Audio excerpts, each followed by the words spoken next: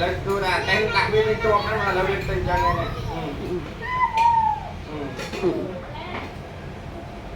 này cái mừng muốn cho một con này là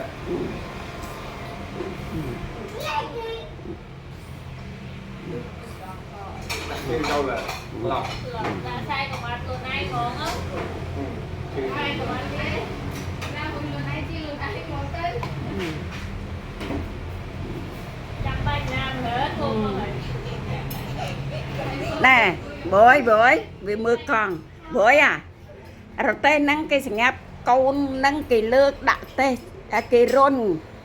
lên anh kìm toàn lược đặt phong lang chi ấy vậy